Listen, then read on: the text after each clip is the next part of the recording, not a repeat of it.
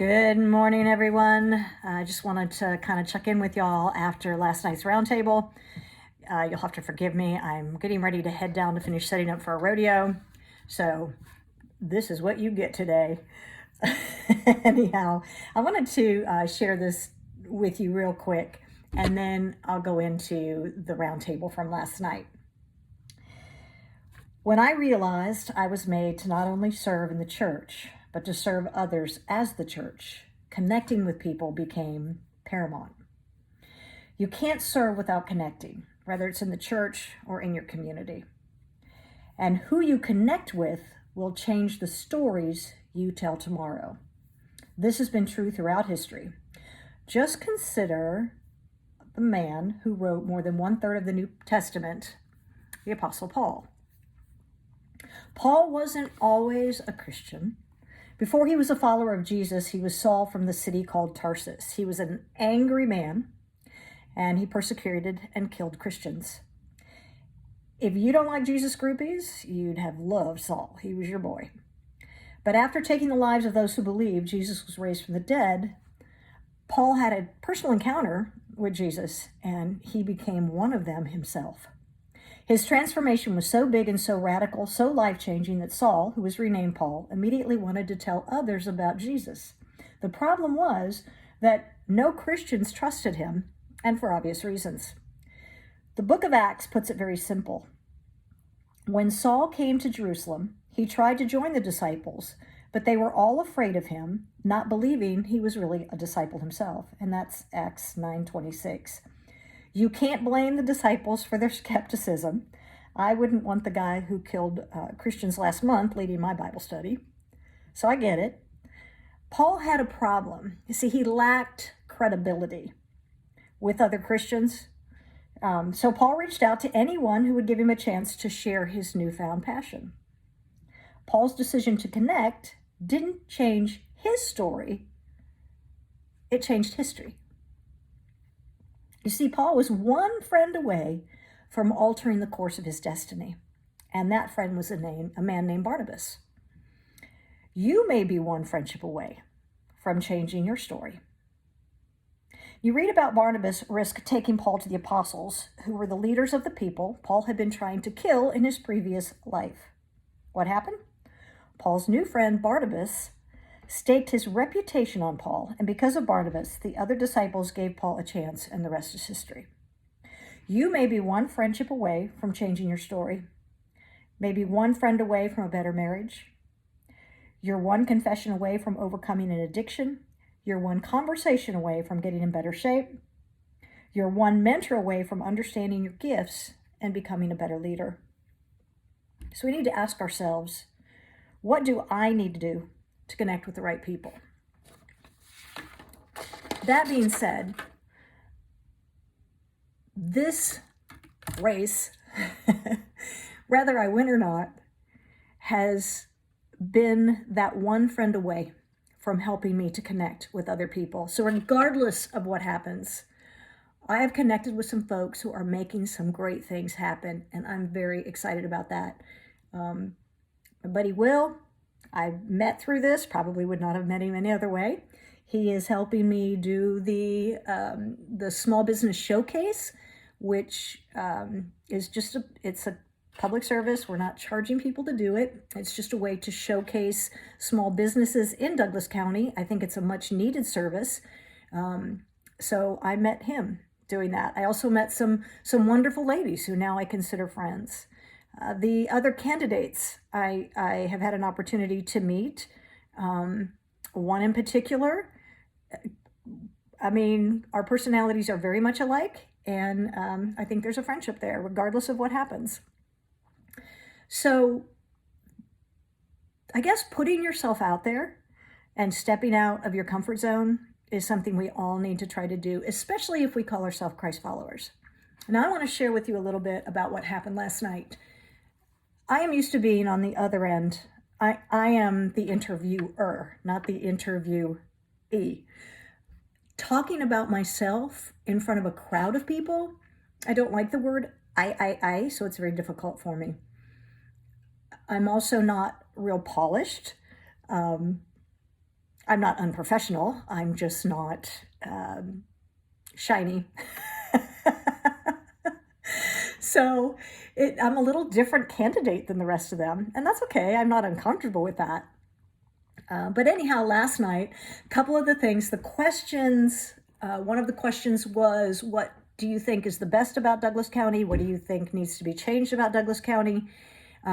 Very loaded question. I mean, my answer to that, definitely the people in Douglas County. I've met some really great people, even before this, people I've seen step up to help people they don't even know. I know when I had 3 little girls here at the ranch who lost their daddy very suddenly, people stepped up, man.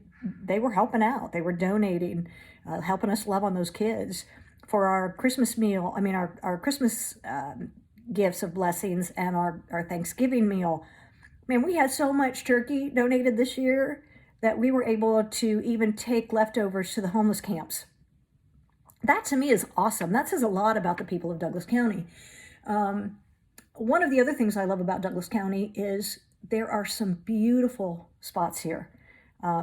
If you've never been to the ranch, I encourage you to come out someday and to one of our events, or contact me and I'll be happy to take you around. I love it here. We've got so much natural beauty.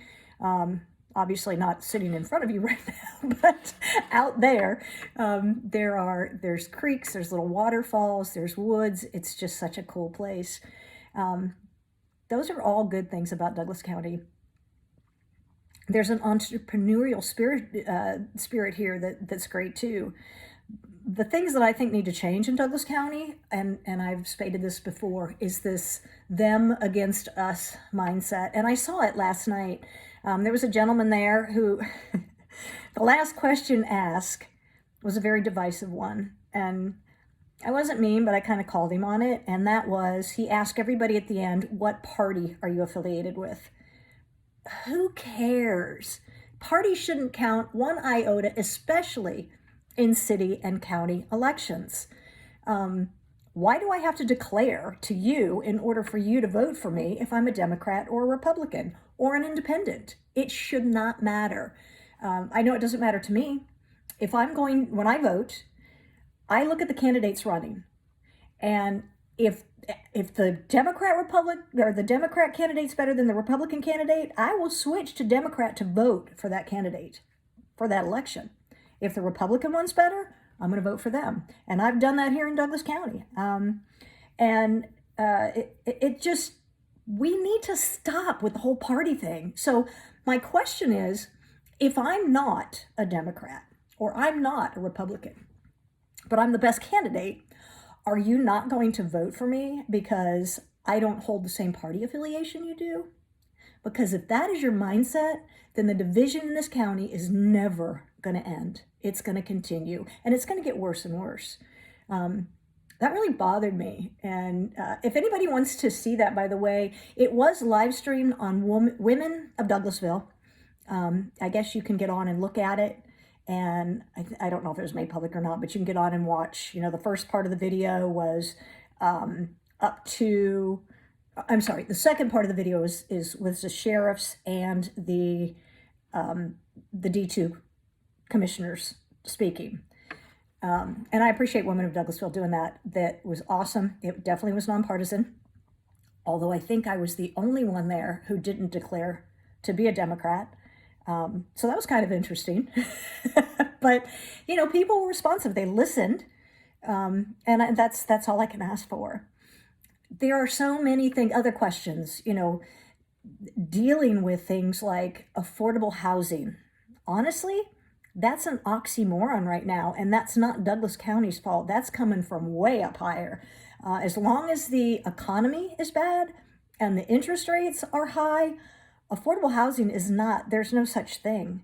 I do believe we need more permanent housing in Douglas County. The permanent residents are the ones who pay the most, consistently, taxes. The people who are coming and going, they're not really a big help to Douglas County. And I'm not knocking people who rent. I'm really not. But it's the actual homeowners who are making a bigger difference. And in my opinion, that means the actual homeowners need to be heard and respected more. They're not being heard or listened to, I guess I should say. And maybe they are now, but let me tell you, there's a lot of people out there, and I listened to all the candidates last night say, we don't need any more warehouses, blah, blah, blah. I get that. But where did the permission to put those warehouses in come from? Yeah, it all started, it didn't happen, after the governor removed some folks and put new folks in. That's not when it happened. It started happening, 5-10 years ago, and progressively has gotten more and more. So where did that come from? That came from the BOC that was in office at that time. People don't want to remember that. And I'm not pointing fingers, but I'm saying you have to look at the facts. So if you don't want to continue with that, you can't keep voting that way. And I'm not talking, again, party lines. I'm just talking about watch the mindset.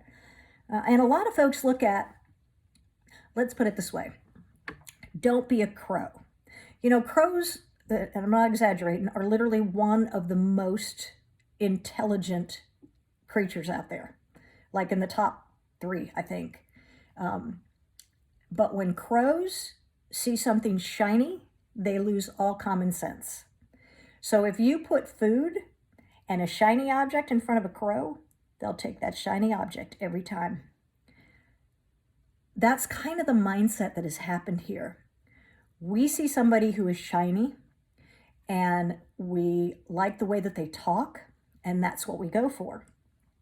And always remember, folks, and this is something I have learned in business, that the best interview is not always the best candidate for the job. Some people interview terribly and they do an amazing job. Some people interview wonderfully and they don't do a really good job. So those are all things you have to keep in mind and really look at the heart of things. And again, I'm not knocking anybody. I'm just saying, remember, really listen to someone's heart, not just the words that are coming out of their mouths. Look at the legacies that they want to continue, or look at the things that they would like to change. And again, I will say that everybody there last night, they were polished and intelligent. I'm not knocking any of them. They had, some of them had some great ideas. Your decision is going to have to be who's going to represent you the most honestly, the most sincerely, and is really going to serve you. There's a thing called servant leadership, and that is, Jesus was a big advocate of servant leadership. Now, I can't guarantee I'm going to come out and wash all your feet. Probably not going to happen. But that said, in order to lead in the best way, you have to be a servant, and that's what you need to look for, is a servant's heart. I think that's all I have for you today. I'll check in a little bit more later. I know this is getting a little long. We can't go too long, but I hope you all have a wonderful weekend. It's supposed to be nice, get some rain, I think, but at least it's supposed to be, I think, almost 70 this weekend. So I hope you all have a great weekend. Get out and enjoy some sunshine while it lasts, and I'll check in again later. Bye.